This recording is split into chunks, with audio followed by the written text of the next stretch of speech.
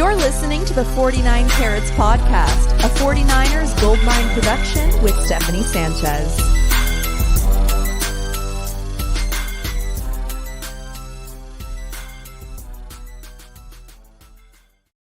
What's going on, everyone? Welcome to another edition of the 49 Carats Podcast. I'm your host, Steph. It's Monday, June 5th, and as always on a Monday, I am joined by Chris Johnson. How's it going today, Chris? Going good. It's getting hot outside here in Tampa, and off season starting to heat up a little bit. We're out of OTAs, sliding into mini camp, so I'm hyped.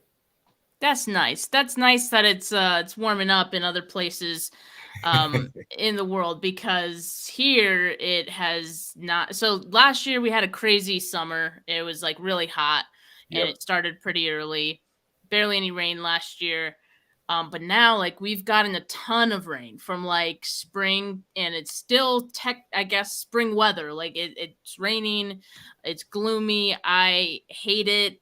So hopefully things start to warm up out here pretty soon. But we're going to talk a few things, Niners. We're going to get more people in here, but really quickly, Apple released a new VR headset today. A cool $3,000. Yeah, like $3,400 or something. Yeah. You know what? When you pay that much, if you're gonna pay that much, over $3,000, what's $400 at that point, right? So it's right. You don't even need to mention the extra $400. But yeah, $3,400 for the VR headset, pretty freaking crazy. How's it going? Jimmy in the comments says, "What's up, Steph and Chris?" But it just got me thinking, with this spatial computing and VR, it becoming a bigger thing. I know that teams have already adopted VR, and 49ers have mentioned that, they have used VR in the past to, get their teams, their players, some reps through that and just, simulate some things. But spatial computing is under the same umbrella, but slightly different, because it uses, I think, your current, where you are as the landscape, right? So I think that could be really cool, and it'll be awesome to see how teams and try to use that for their players taking virtual reps. Because I know a few players who can use that. Benefit from that. Can benefit. Yeah, just saying. No, that's actually, it's interesting that you brought that up, because I think it was reported, maybe 2 or 3 weeks ago, that down in Miami, Tua was using a camera on the side of his face, on the side of his helmet. And Mike McDaniel was saying that it would help him in recall, and also being able to review that tape to go through progressions, and also helps for the coaches to talk in real time, not in real time, but when they're reviewing film, how he was looking, where he was looking. All that to be said, the VR, technology and stuff, it will be interesting to see how that's adopted. And it's one of those things, right? It's how did they not already have cameras on quarterbacks' helmets during practice, so they can actually, go back through progressions and review that kind of stuff. So it's interesting to see if that will be something that gets adopted by more teams. That's true. That's a good point. Why they never thought to have, because they have sensors in everything at this point, but never cameras. Maybe just the cost of it is probably too much. But yeah, that'll be interesting. But like I said, we have some 49ers news to discuss today. The 49ers canceled this week of OTAs, and instead they're going to be starting their mandatory mini camp a little early. Same thing they did last year. So, nothing too major. But Chris, I want to discuss something that Matt Mayoko shared today. He published an article this morning, and it was titled, "Why Signs Point to Brock Purdy Opening Season as the 49ers Starter." And I'm going to share the screen here to show you guys at least some of the interesting parts, some of the interesting takeaways that I got from this. And I have them highlighted, ready to go for you guys. So I would just want to read this excerpt of the article for the audio listeners who can't see what I'm sharing here. Mamioko says, quote, since the middle of March, there might have been equal odds of Purdy, Trey Lance, and Sam Darnold taking the first snap of the 49ers season opener on September 10th at the Pittsburgh Steelers. Now, based on the optimistic reports in recent weeks from Lynch and coach Kyle Shanahan, Purdy is a clear favorite to open the season as the 49ers starting quarterback, and end quote. And those optimistic reports are just some of the quotes that we've gotten from John Lynch and Kyle Shanahan as of late, especially Kyle. I think Kyle was the more optimistic one of the two, and he's straight out said the hope is week 1, and all signs at this point in time, remember it's June 5th, but all signs right now seem to point to that being a very real possibility. It's like the closer we get, the more realistic this seems to be, is kind of like what I'm gathering out of all of this, and basically what Mayoko is saying at this point. Yeah, I agree. And, this is best case scenario, honestly. Brock is the presumed, QB1 right now. So you want your QB1 to be healthy, just like 187 is saying. So it's looking like he is on par. I think a little bit later on in the article, and I'm not trying to get ahead of you, Steph, but you may have highlighted it as well. But I think that they were saying, given what was identified as being, I think, a 12-week ramp-up period from the beginning of throwing, that would put Brock as being potentially cleared like 20 days before the start of the season. So that's like, best case scenario. Oh, yeah, you got it. Yep.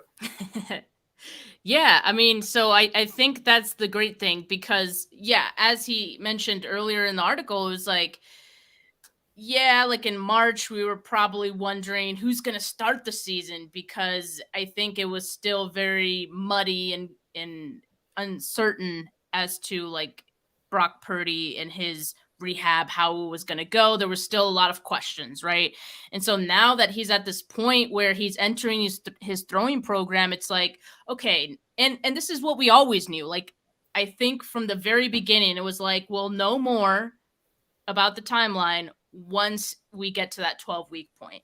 We're now at that 12-week part, or sorry, the I think it was once he started throwing, but once we get to that point, then the picture will become a little more clear. So now we're there, and yes, the reports all seem to be way more optimistic and way more clear as we get closer.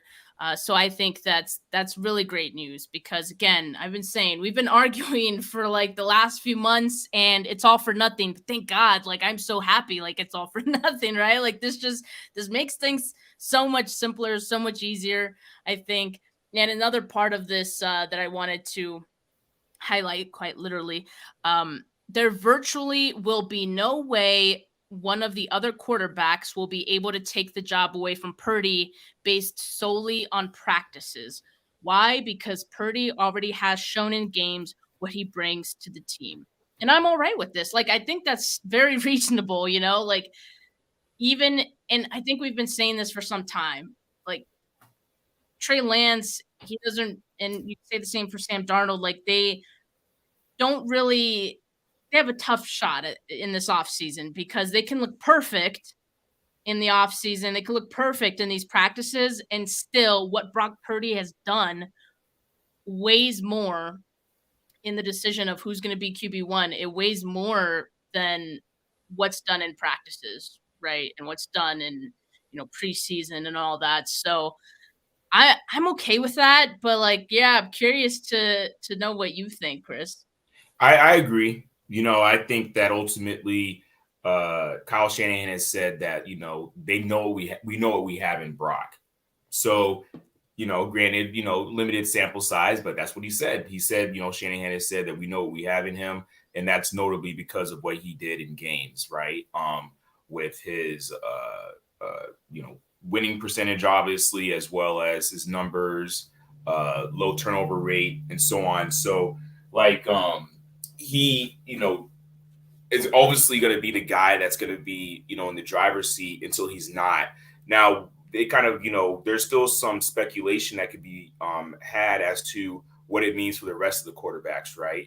Like, I'm really trying to wrap my mind around whether truly, the Niners are not going to, whether they're going to truly like roll with all three of those guys, or if they'll look to move on from, Trey Lance potentially.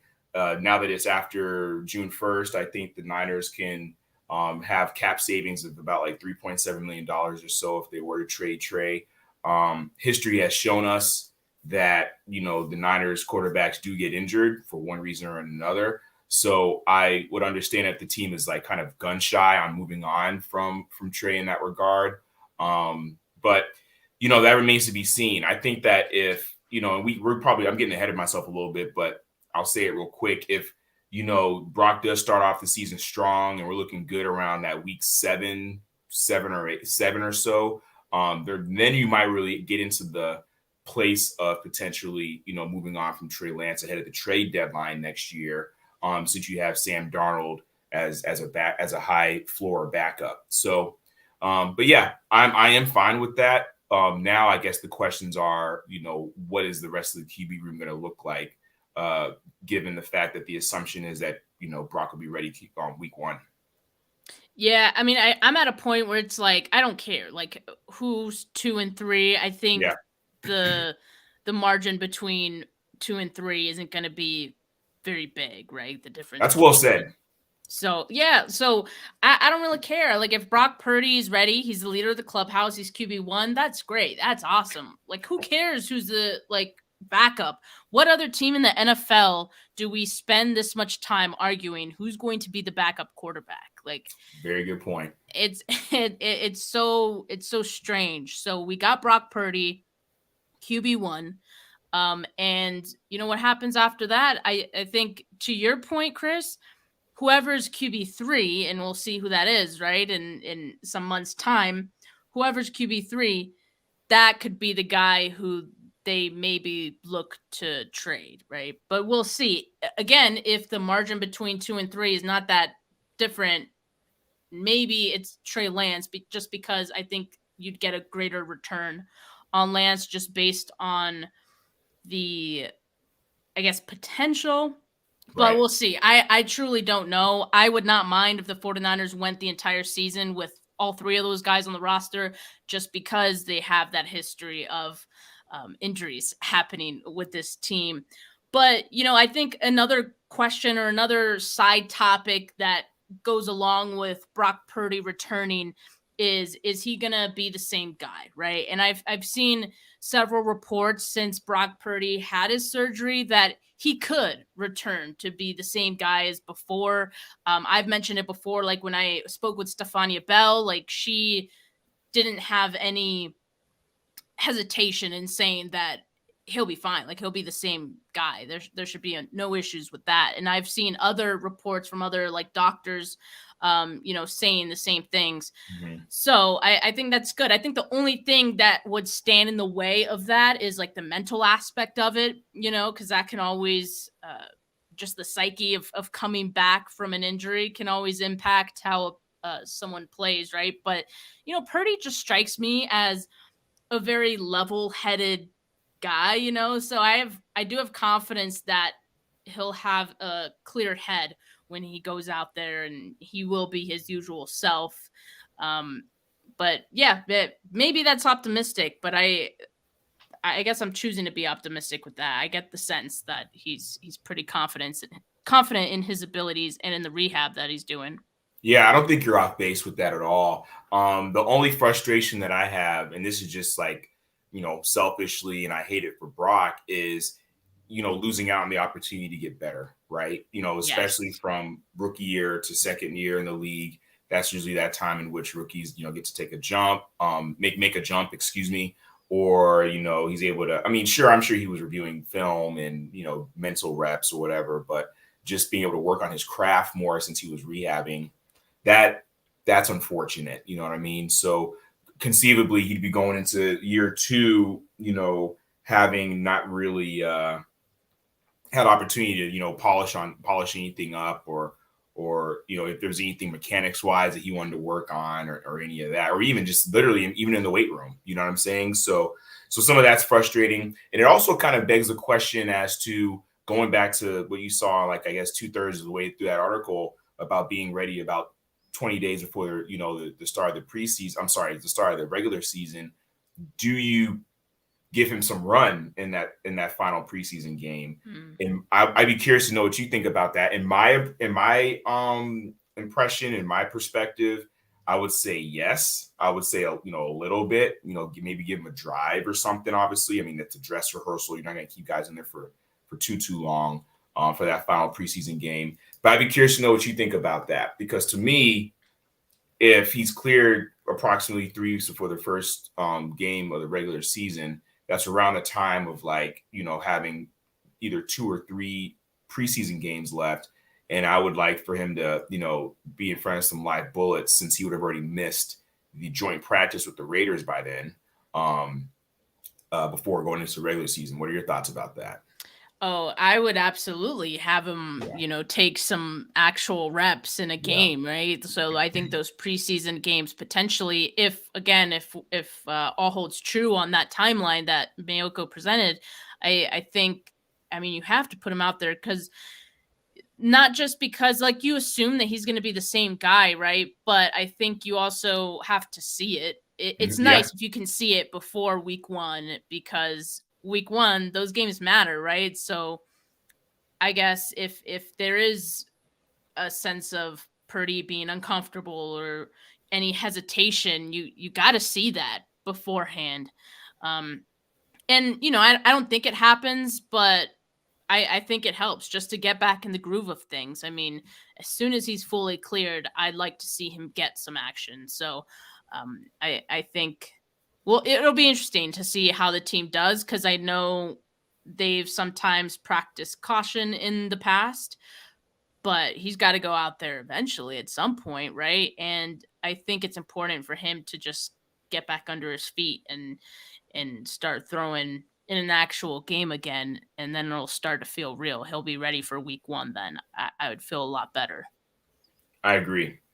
Nothing more to add there. I totally agree with that. I have seen, people saying that they would rather him not, you know what I'm saying? But I don't think which is fair. I think, I think either way of the argument is fine. Personally, though, I'd like to see him out there. But to 187's comment here, he better not play final preseason game if no starters play. Yeah, I'd like to see him with the starters, right? The starting offensive line, starting receivers. Yes, please. That's the only way.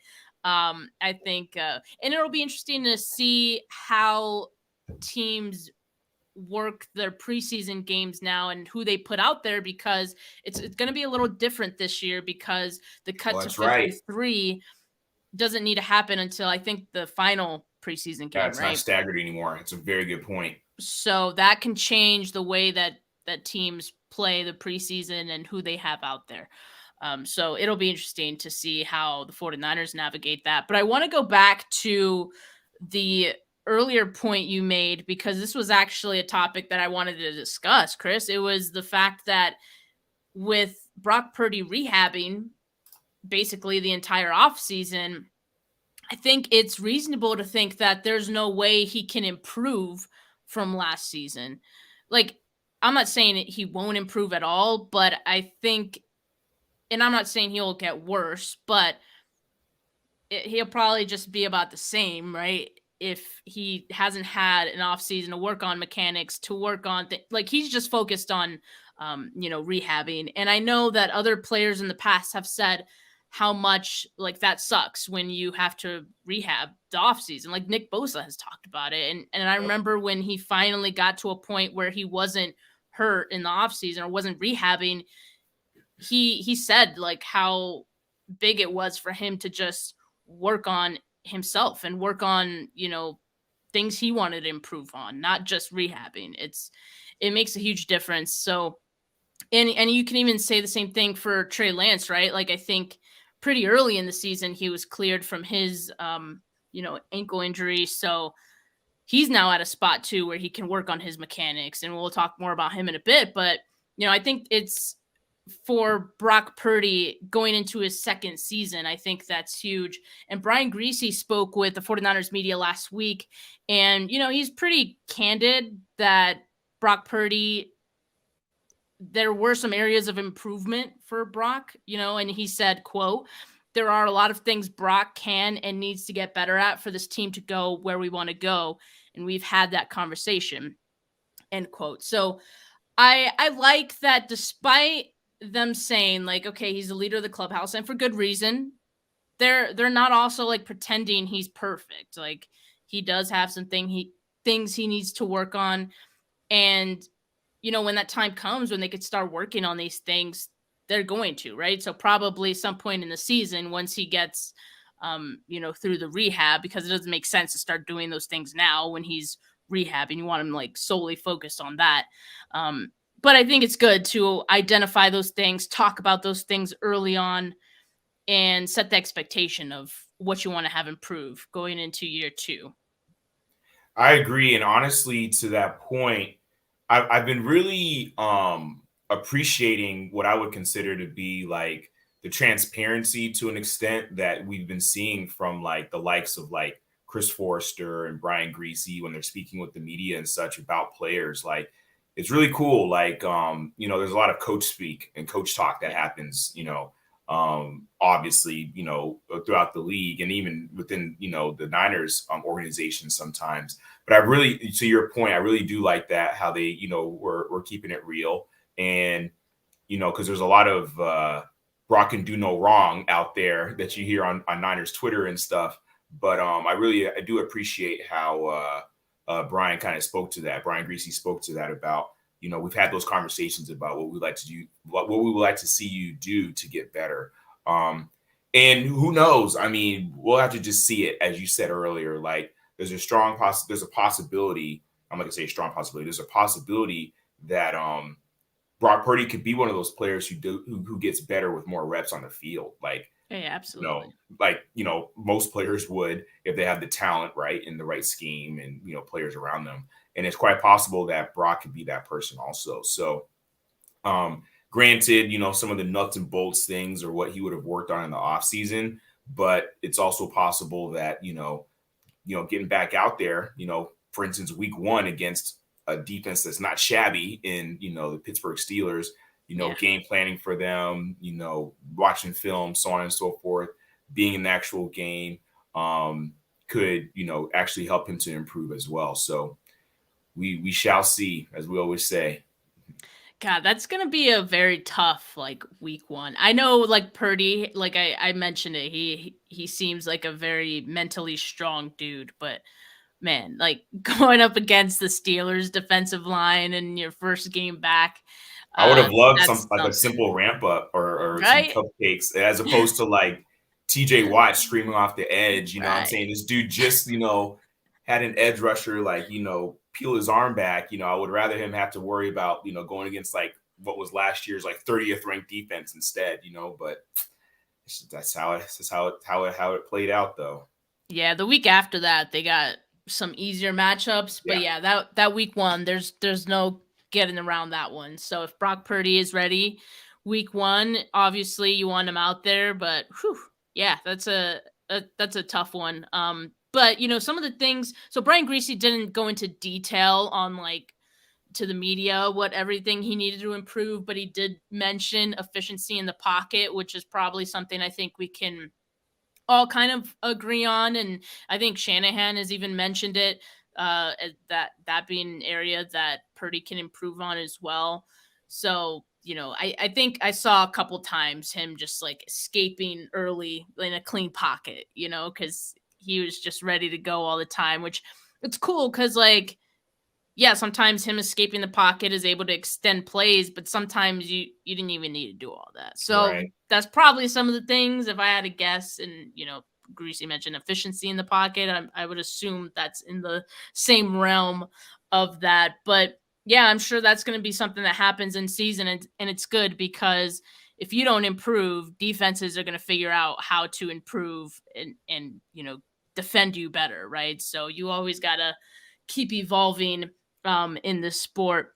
Without a doubt. And one thing I'll say real quick, Steph, you brought something up at the beginning of our conversation about VR. It's quite possible that maybe Brock was engaging in some of that in this time, not being able to physically actually do stuff. You know what I mean? That'd be great. I mean, we'll probably never know, but there are definitely resources and technology that they could have utilized in that sense, to be able to, mimic from a virtual reality standpoint, some of that, since he wasn't able to actually run around or throw against air and all that kind of stuff. So, yeah, we'll see. Yeah, because I remember it might have been like a year or two ago that someone mentioned that, they were doing that with Trey Lance, like how to get him some more reps, some VR reps, I guess. So I would imagine, that there's been some of that for Brock as well, if there was no issues with them doing that as part of rehab. But speaking of Trey Lance, Brian Griese also spoke about Lance when he spoke with the media, and Sam Darnold as well. But about Lance, he was just saying that he was proud of his accomplishments and just like his mindset for how he tackled this offseason after everything that happened last year. So he was just, praising the hard work that he's put in. And, while we're on the topic of Trey, I want to bring up a video from last week that circulated 49ers Twitter. Let me just share my screen here. I'm sure some of you, yeah, you probably do. I'm sure some of you have already seen it. The volume's not on.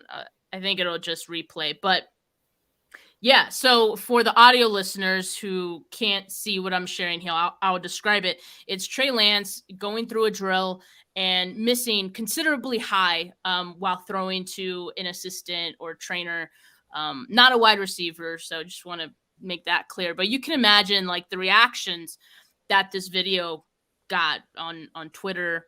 And I have thoughts, Chris, but I want to get your thoughts first, if that's all right. First Sure. On the video and just maybe like the reaction of people from this video.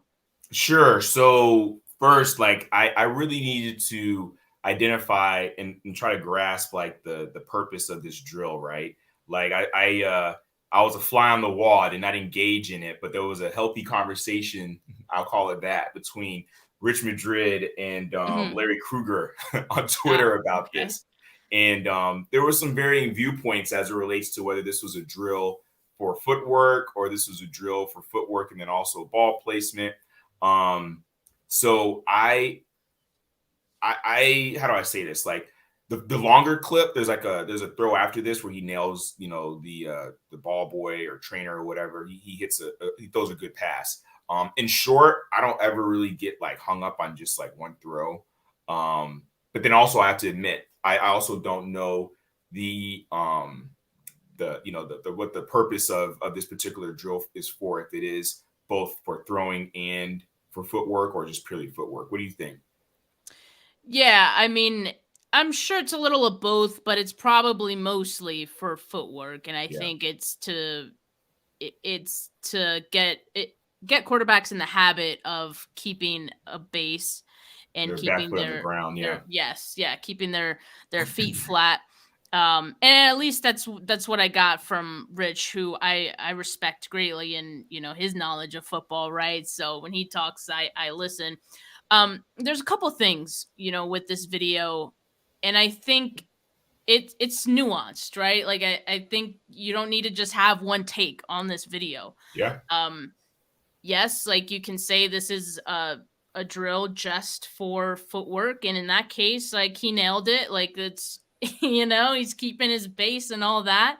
You can also look at it and say, well, the throws do matter. Like it is practice, but you do still want to see a quarterback throw accurately, even in practice. It is just one throw though at the same time. So that's another like nuance to it as well.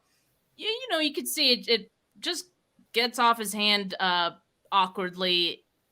It's a duck, right? Like you see it flop, you see it moving awkwardly in the air. So it's not what you want to see, but at the same time, like to your point, it's just one video. So like, I don't want to overreact to it either way. Like, I'm just like, I don't have any feeling towards it. It's one throw in practice. It's not great. It's not bad either. It's not the end of the world. So I think I'm just leaving it at that. Like, and I understand that people who don't like Lance already are going to look at this video, share this video and say, see, like that's the reason. But in reality, if Trey Lance isn't the guy, it's not just because of this one throw. Like, you know what I mean? It's it's everything. So I think we just have to learn to take in everything and create our opinions based on that, and not just one clip, not just one quote, not just, you know, I don't know, not just one day. You know, it's always a fluid situation. It's always more than just black and white. Like I said, there's a lot of nuance to this, and so I think we just got to remember. And if someone shares it to say something bad about Lance and that bothers you, like, just let it go. Because like the people who say negative things about a player because they already have like a negative bias towards that player, they're just going to continue doing that. Like, what you think about that is going to change their opinion. So there's always going to be people like that who don't like a player, who will find the bad clips to, you know, make their argument, and vice versa. Like there's people who irrationally, and I don't know if the right word is irrationally, but, you know, love a player and will only look at the good clips, you know, and would dismiss this entirely. I don't want to dismiss this entirely.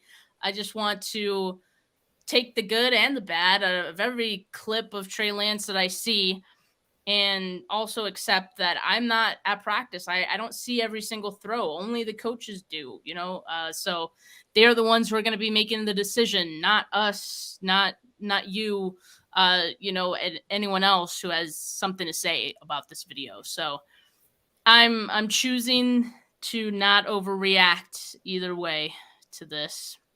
Yeah, 100%. And that's why I rock and vibe with you so well, because I believe in that same stuff, right? Having an objective view of everything, to be honest, right? And then, you know, you make a very good point about confirmation bias. When people have these preconceived notions one way or the other, they will use something to either, you know, affirm or, you know, go against what their perspective is, right?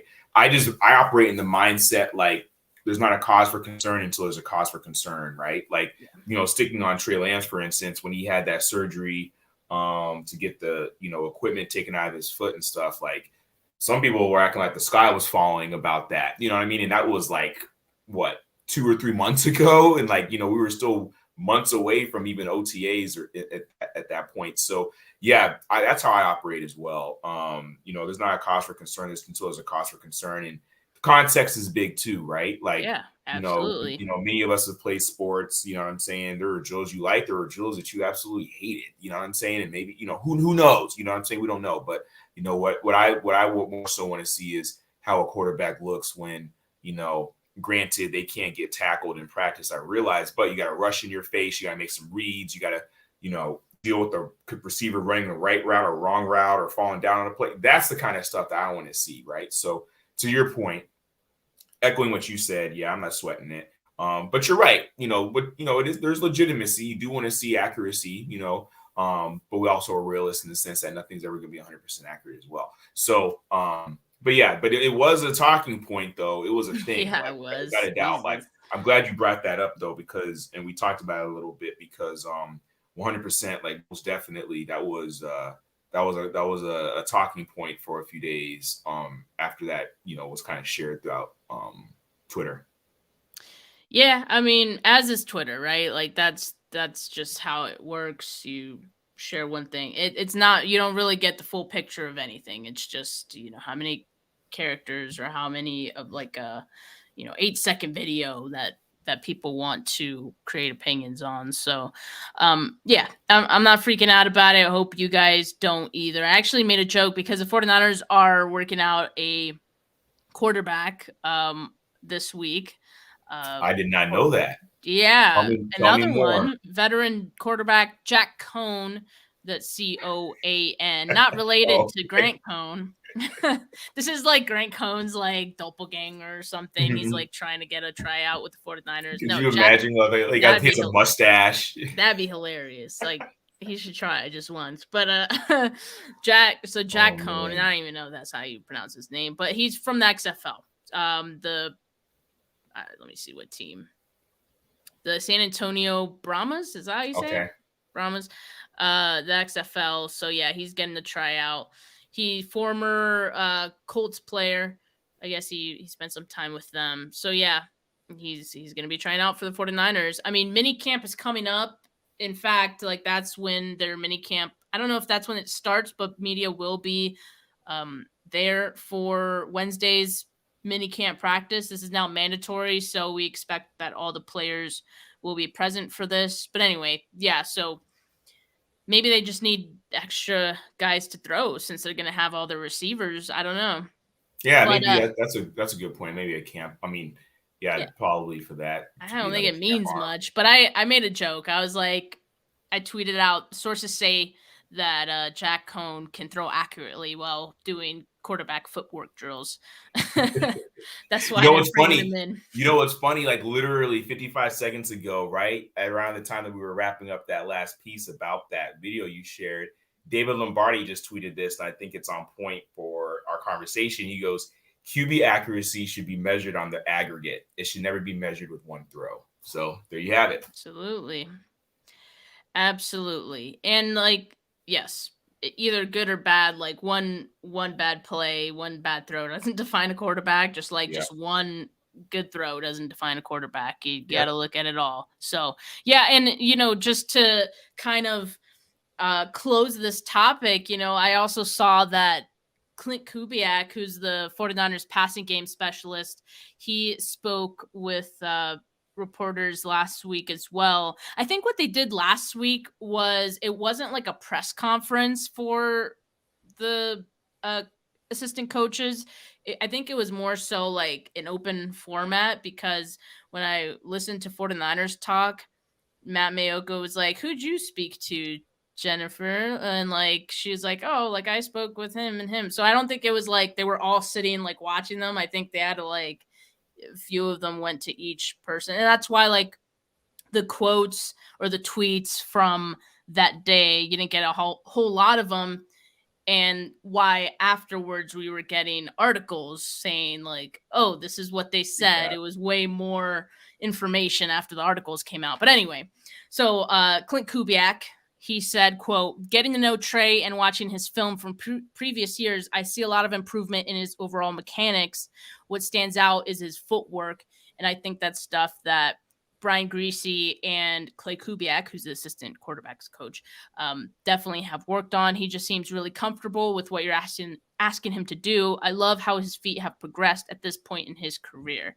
So to that point, like looking at that drill and looking at that video, maybe they don't care about the throw. Maybe all they care about is the footwork and the base and all that. So we don't know how the 49ers assess that drill. We don't even know if they assess drills at all. It's just a drill, right?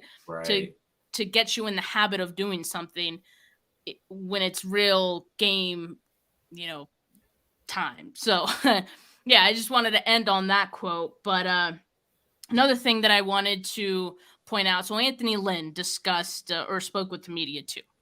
And he said something pretty interesting about how Christian McCaffrey and his impact on the team, like it impacts like the running back room and just like how they look at certain skill sets that their running backs have to have now. And his quote was, "You don't want to have two offenses. You don't want to have Christian come out for a water break and have the next guy come in and have to call different plays for them. So our guys have to evolve and do more in the passing game." So basically not like a change of pace, but more of like an extension, I guess, of like Christian McCaffrey. Because, in the past, when I think of like change of pace back, I think of like a back who has slightly different skill sets to, the starting running back. Like, but Christian is like, I guess, this overall, receiver who can, not receiver, but a running back who can also like receive. And so you have certain plays for CMC, right? And so now the backups or like all the other guys in the rotation need to kind of fall in line and be in par with that as well, because to Lynn's point, you don't want to have to call different plays and have completely different running backs. They all kind of have to be this well-rounded, back, just like McCaffrey is, and I think that makes a lot of sense. So, and it got me thinking, like, who does this impact anyone negatively? Does it impact anyone positively? Like, I think we saw Jordan Mason at the end of last year in the playoffs fill in pretty admirably, as the RB2 in some spots. And I feel like he looked like a well-rounded, running back. But then like we wonder about like TDP, right? And we wonder about his fit. Well, not his fit, but like his place on this team. Like, where does he fit in the pecking order?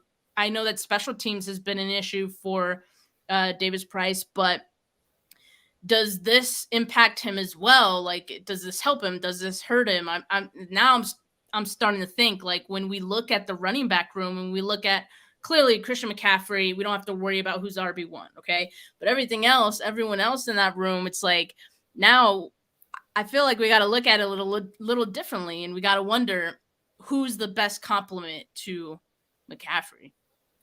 Yeah, so there's a lot there. Like, I'll be honest, like I was a little surprised. I don't want to say surprised. I understood the concept, right? That you want to essentially be able to run the same game plan regardless of what back was in there. To your point, I mean, in many respects, Christian McCaffrey is like a one of one. So yeah. we can't really hope for arguably anyone unless, maybe Austin Eckler to kind of mimic some of the things that Christian McCaffrey can do. Especially not even on the Niners. However, I do see value in there being backs that can spell one another that do bring different skill sets. On the same token, though, going back to the initial point about wanting to be able to maintain and run the same kind of offense in the event that Christian McCaffrey isn't in there and such, I think it really speaks to us as it relates to impending, either cuts or movements to the practice squad.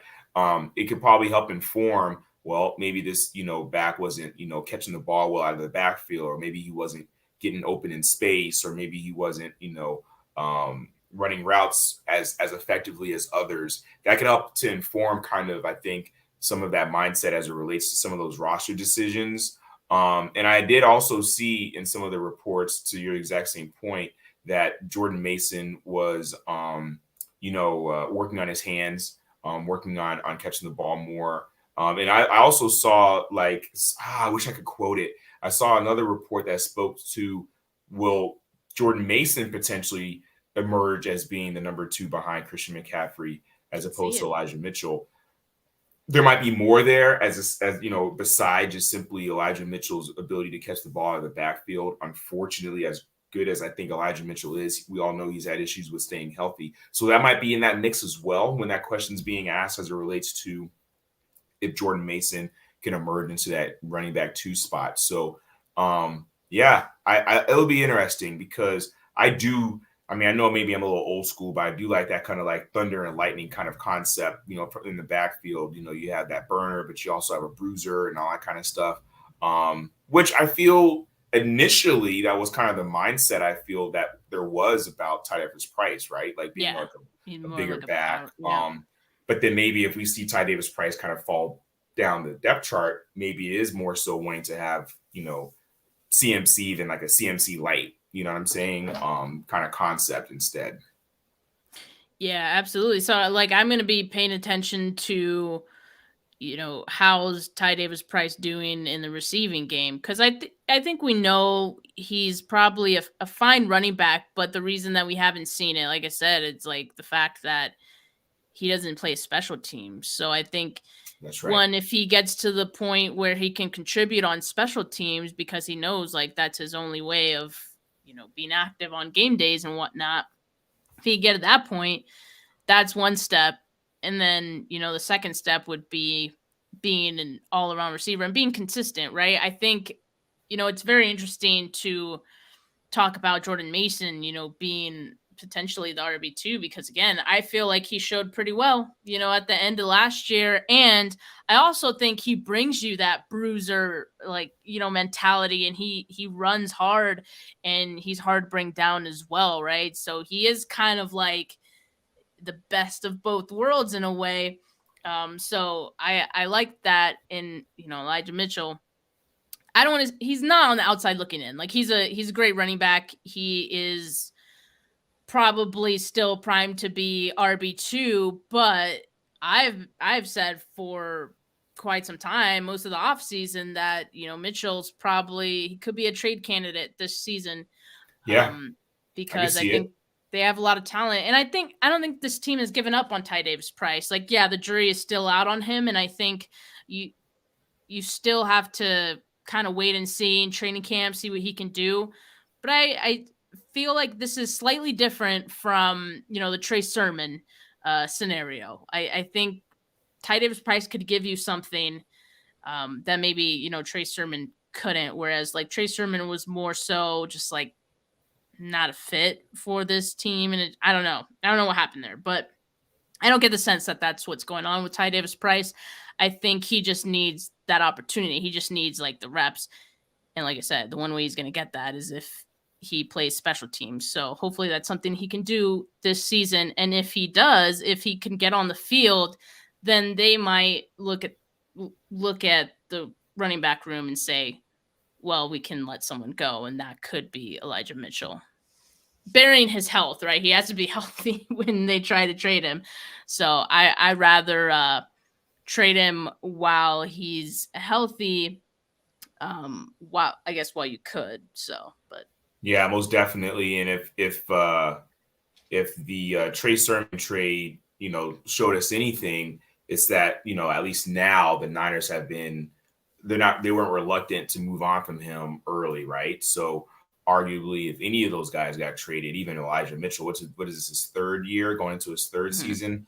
You could argue that would be kind of soon, but still, I mean, we saw Trey Sermon get traded, 13, 14 months after getting brought into the team. So I think that will shake out soon. We'll see definitively what the deal is. And notably, if to your point, if something were to happen in training camp with Elijah Mitchell, I hate to even think that, not just training camp, but in general from a health perspective. I think he's great. Like I was, even going into the NFC Championship game prior to obviously how that game unfolded, I was like, man, I can't believe that he was inactive, right? So, but yeah, I'm gunning for Elijah Mitchell. Like I'm hoping that he can stay healthy, have a good, healthy 17, and be able to, keep a spot on the active 53. But it's tough, to your point. That's one place actually, Steph, that we haven't really probably talked about very much, is the depth of the running back room. And not many people I haven't seen that much as a topic of discussion. A lot of, obviously, the quarterback conversation has dominated that. What's going on with the offensive line, and then solidifying that last week. But the running back room is deep. And it's one of those circumstances. They got a nice list of guys going. And I don't think there's one that you look at and you're like, nah, he like sucks. Like we don't know that. I think there's potential with all of these guys. And as we've seen, 49ers could do a lot with potential with their running backs, right? So it's exciting, but that also means that someone good is gonna get away, probably on their way out at some point, right? So we'll just have to wait and see who that is. But to end today's episode, we're at 48 minutes. I wanted to talk about Nick Bosa. We haven't heard a lot about Nick Bosa this offseason. He hasn't been at OTAs. Again, it's voluntary, so not a big deal for him. But I've seen some talk about his impending extension, right? That is bound to happen some point this offseason, likely around the beginning of training camp. And I thought it was interesting because Bill Barnwell of ESPN said, quote, "A big round number is coming. Bosa should be the first defensive player in league history to average more than $30 million per season on a multi-year deal." End quote. I mean, that's not surprising, right? I mean, I think I don't think that's really a report. I think he was just kind of like thinking and assuming, and I don't think it's that wrong of an assumption. Like I would think the same way. And if I'm Nick Bosa and his agent, I'm trying to get as many zeros in there as I can, So Yeah, without a doubt. And he deserves it. There's little to argue about that otherwise. So I just wanted to get your thoughts, how you would feel about Nick Bosa getting 30 million or upwards of 30 million per season. Yeah, and then following that Barnwell report, I saw other things mentioning that the expectation is that Nick Bosa's agent will be gunning for like $32 to $35 million a year. So somewhere in that $30 to $35 million per year is the perceived range or whatever. Yeah, I mean, yes, the short answer is Nick Bosa worth every penny of that? Absolutely. But when I think about it more, it does give me sticker shock without a doubt. And to be honest, and then also it makes me think about, there's this mindset, right, that the Niners are able to construct their roster the way that they're constructing it because they're not paying a lot of money to their quarterback, right?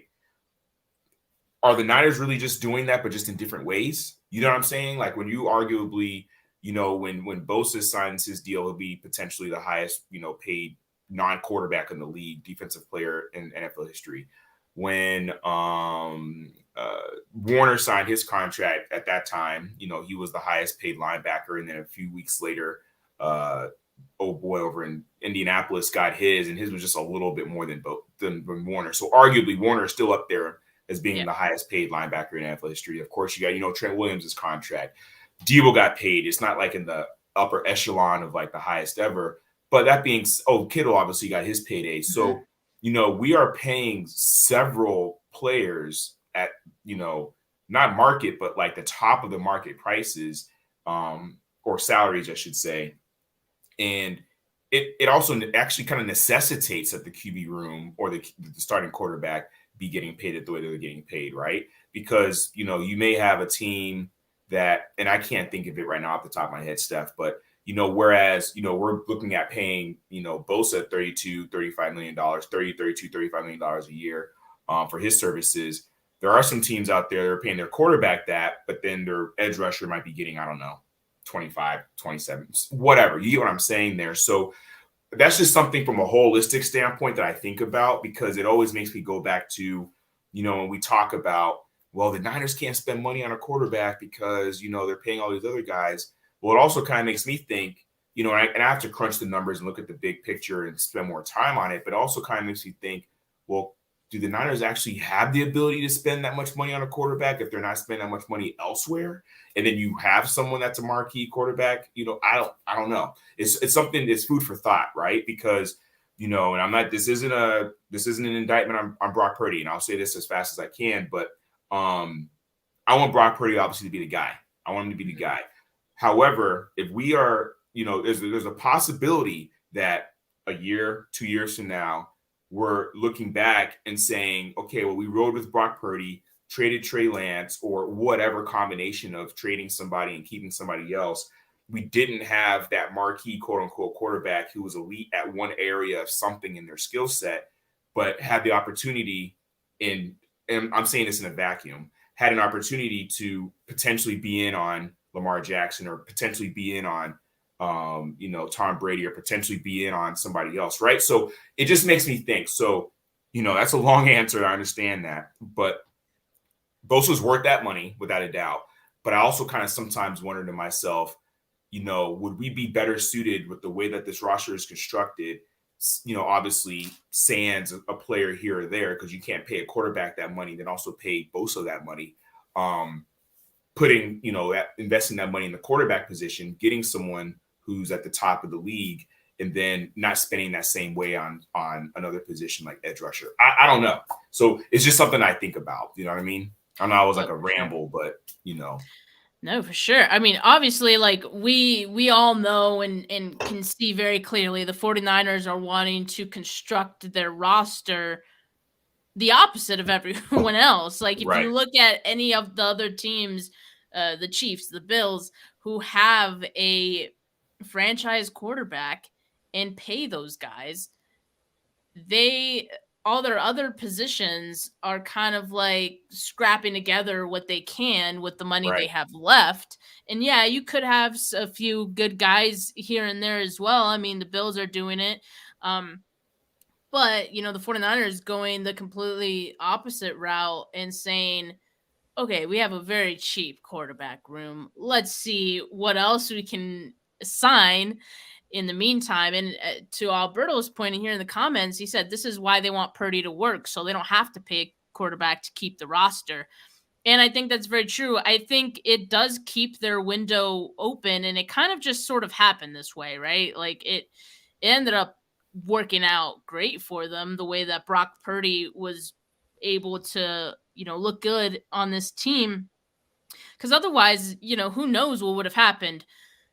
We'd still be wondering what Trey Lance is. Would we have another year of Jimmy Garoppolo? And would he have gotten an extension? If Brock Purdy didn't emerge as this guy and he happened to be like the last pick in the draft and he's like this cheap contract. It kind of just sort of happened to work out for them, and I think they're gonna milk it for as long as they can, right? Because to your point, you can't do this forever. I mean, I think we know that the way that the 49ers structure their contracts, the very early years of the deal are very team friendly, but then it skyrockets like in the second half. And I think that for some situations that might hurt them, but in others, like if they decide to trade some of those guys in the future, it could work out because then you're offloading that money. It might be hard to trade some of those deals, but then again, if those players are still good by the end of that, or towards the end of that contract, I mean, we've seen what teams are willing to pay for certain high caliber players. So yeah, I mean, I would expect, going back to Nick Bosa, like I would expect his deal to be structured more or less the same way, where the first couple years, maybe he's on a team-friendly deal, and he's probably going to get, I think he's slated to get $14 million this year. That's how much he's going to get paid, assuming he plays out this current contract. Once that extension happens, he'll probably be getting paid less. Like his annual set would be less this season. So the 49ers would save money this year. They could roll that in next year. His contract or his second year would probably still be cheaper. So it's probably not till the third or fourth year that we see it really skyrocket. And then that's when you really got to start like looking, because all these contracts, like you said, they're staggered. So you just got to make sure that the staggering and like when those big contract years hit, it's not overlapping with some other, big contract hits, right? Like at some point they're going to have to let go of some guys, I think. But hey, but Nick Bosa absolutely needs to be a guy that you keep on this roster, and whoever you have to let go at a down the line for that, I think it'll be worth it in the end, because that's how good, Nick Bosa is. So yeah, most definitely. But yeah, I mean, it's nice to marvel at how the 49ers have kind of skirted the, cap hell that other teams have fallen into, and hopefully they can continue to do that, and it'll keep their window open if they can. So yeah, but this has been a great show. I mean, we've covered a lot of topics, Chris, and like I said, Wednesday is when we'll be hearing reports from mandatory minicamp. Remember, again, it's not OTAs. 49ers canceled OTAs this week. They're doing mandatory minicamp a little early. So that's on Wednesday. And yeah, we'll hear some reports from, the beat writers, and we'll have plenty more to talk about. But for now, have a good rest of your Monday, people. Peace.